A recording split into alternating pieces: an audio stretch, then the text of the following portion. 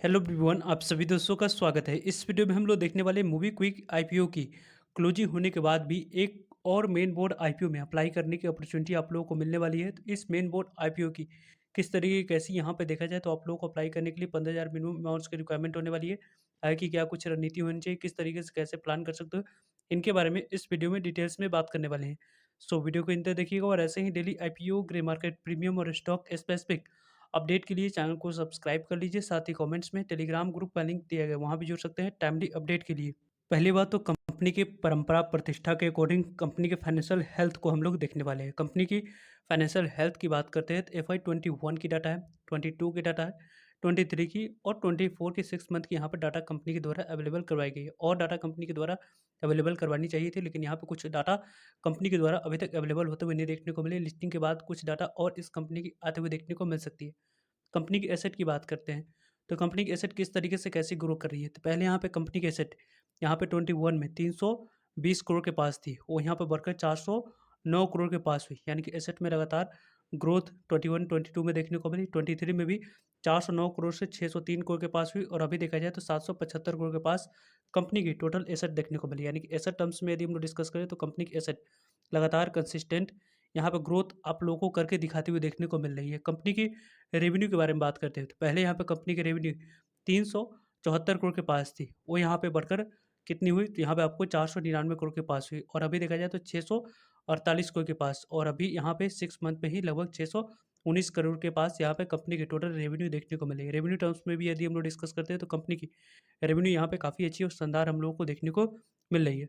Company की tax देने के बाद प्रॉफिट के मामले में बात, कंपनी की प्रॉफिट पहले यहाँ पे देखा जाए तो 171 करोड़ की ही कंपनी प्रॉफिट रिपोर्ट कर रही थी, वो यहाँ पे बढ़कर 241 करोड़ के पास हुई।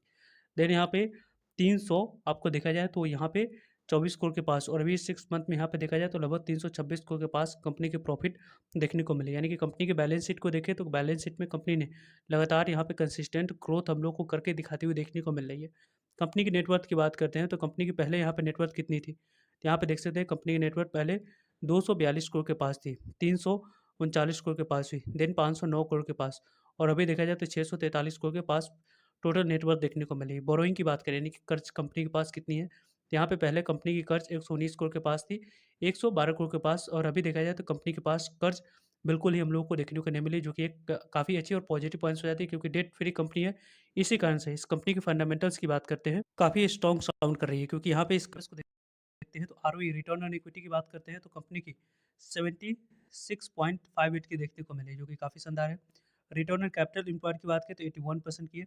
रिटर्न ऑन नेटवर्थ की बात करते हैं तो 76.58% की देखने को मिली। इन तीनों बेसिक पैरामीटर्स पर कंपनी काफ़ी ज़्यादा स्ट्रॉन्ग साउंड कर रही है, हेल्दी साउंड कर रही है। इसी कारण से इस कंपनी की आपको देखा जाए तो इन सभी आईपीओ की रेस में आपको इस आईपीओ की भी आपको अच्छी रिस्पॉन्स जीएमपी में देखने को मिल रही है। वैसे देखा जाए तो इस कंपनी के साथ देखा जाए तो एक पॉजिटिव पॉइंट्स इसलिए निकल कर आते हुए देखने को मिल रही है क्योंकि यहाँ पे इस कंपनी को देखते हैं तो इंटरनेशनल जोमोलॉजिकल आईपीओ को देखें तो ये कंपनी की पीयर कंपटीटर कोई भी पहले से लिस्टेड नहीं है। यानी कि आने वाले समय में जो कंपनी लिस्ट होगी उसके अकॉर्डिंग ये कंपनी मोनोपोली यहाँ पे बिजनेस इंजॉय करते हुए देखने को मिलेगी। मोनोपोली बिजनेस होने की वजह से इस कंपनी को यहाँ पे आने वाले समय में बेनिफिट भी हम लोगों को मिलते हुए देखने को मिल सकती है क्योंकि कोई भी कंपनी में इन्वेस्टमेंट करने से पहले यहाँ पे बड़े इन्वेस्टर देखते हैं कि कोई पहले से कोई कंपनी लिस्टेड है तो उनमें एस्टैब्लिश प्लेयर में इन्वेस्टमेंट करने की प्लानिंग होती है। कोई न्यू लिस्टेड कंपनी है तो उसकी मार्केट ग्रोथ पोटेंशियल को देखकर अप्लाई करने की प्लानिंग होती है। तो यहाँ पे भी आप लोगों को देखा जाए तो उसी तरीके की वैसे यहाँ पे आने वाले समय में प्लानिंग हो सकती है। ओवरऑल देखा जाए तो इस कंपनी के बारे में बात करते हैं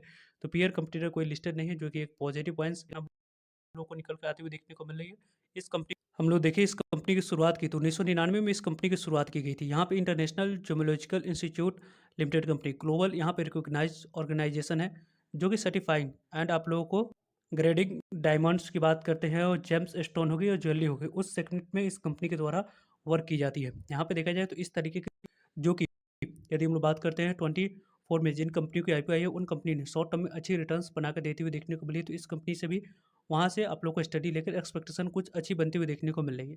आईजीआई यहाँ पे देखा जाए प्रोवाइडर की बात करते हैं, इंडिपेंडेंट ग्रेडिंग रिपोर्ट है जो कि यहाँ पे एनालाइज करती है, सर्टिफाइड है।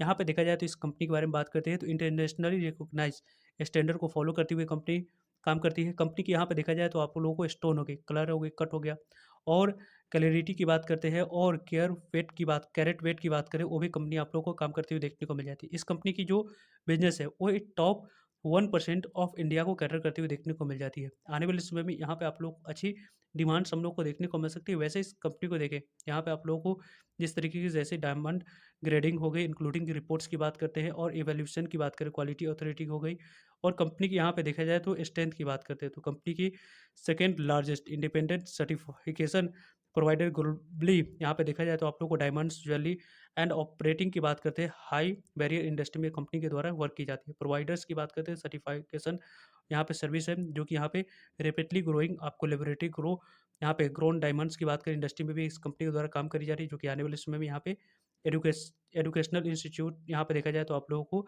देखा जाए तो इस कंपनी की सपोर्ट और करते हुए देखने को मिल जाती है। अवेयरनेस और कस्टमर यहाँ पे देखा जाए तो आप लोगों को पार्टनरशिप एंड कंपनी ब्रांड्स काफ़ी अच्छी देखने को मिलेगी। ओवरऑल कंपनी की बिजनेस मॉडल काफ़ी अच्छी है, फाइनेंशियल से हेल्थ काफ़ी अच्छी देखने को मिलेगी और फंडामेंटल भी देखने को मिलेगी अच्छी। इस कंपनी को यदि हम लोग देखते हैं तो इंटरनेशनल जेमोलॉजिकल इंस्टीट्यूट आईपीओ यहाँ पे कब से ओपन होते हुए देखने को मिलने वाली है? कल से आईपीओ ओपन होते हुए देखने को मिलेगी। कल आईपीओ कितने नंबर ऑफ टाइम सब्सक्राइब होती है उसके बारे में आप लोग को इन्फॉर्मेशन तो आपको इवनिंग वाले वीडियो में डिटेल्स में मिलेगी ही। लेकिन 17 ऑफ दिसंबर इस आईपीओ क्लोजिंग डेट रहने वाली है, यानी कि आने वाले समय में इस आईपीओ में नेक्स्ट वीक 2 दिन 16 ऑफ दिसंबर और 17 ऑफ दिसंबर आप लोगों को अप्लाई करने के लिए समय रहने वाला है। कंपनी की फेस वैल्यू ₹2 है। प्राइस बैंड की बात करें तो ₹417 जो कंपनी की अपर प्राइस बैंड रखी गई है, इसी अपर प्राइस बैंड पे यहाँ पे अप्लाई करनी है। शेयर मिनिमम इस आईपीओ में अप्लाई करते समय सेलेक्ट करना है। वैसे इस कंपनी की 4225 करोड़ की टोटल इशू साइज है।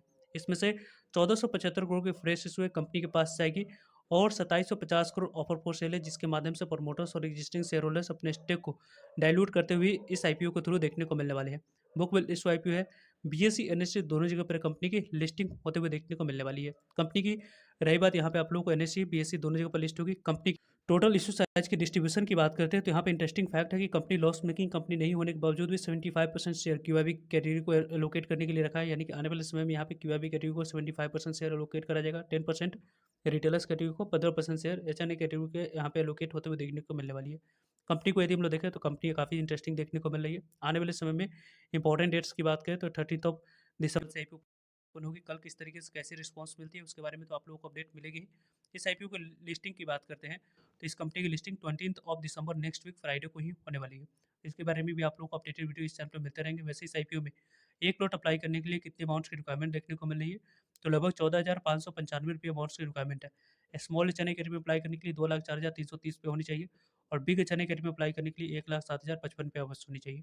इंटरनेशनल जेमोलॉजिकल इंस्टीट्यूट आईपीओ में प्रमोटर्स की होल्डिंग 100% थी, अभी 76.5% की रहने वाली, जो कि एक अच्छी शेयर होल्डिंग्स पैटर्न आपका। रही बात इस आईपीओ की ग्रे मार्केट प्रीमियम के बारे में बात करने की, तो यहाँ पे इसके ग्रे मार्केट प्रीमियम अच्छी ट्रेडिंग होते हुए देखने को मिले ₹131 पे। यहाँ पे ₹417 पे, ₹131 पे प्रॉफिट, ₹548 पे लिस्टिंग प्राइस, 32% तक की प्रॉफिट मिलने की चांस है। एक लोट पर लगभग ₹4,585 तक की प्रॉफिट आईपीओ देते हुए देखने को मिले। तो इस आईपीओ को यहाँ पे अप्लाई करने के पॉइंट ऑफ व्यू से प्लानिंग किया जा सकता है, लेकिन पहले दिन दूसरे दिन कितने नंबर ऑफ टाइम से आईपीओ सब्सक्राइब होती है, ग्रे मार्केट प्रीमियम और मार्केट की कंडीशन को देखकर इस आईपीओ में आखिरी दिन अप्लाई करने की प्लानिंग की जाएगी। तो उसके बारे में भी आप लोगों को अपडेट मिलते रहेंगे, सो जुड़िएगा ताकि आप लोगों तक अपडेट पहुंच पाए।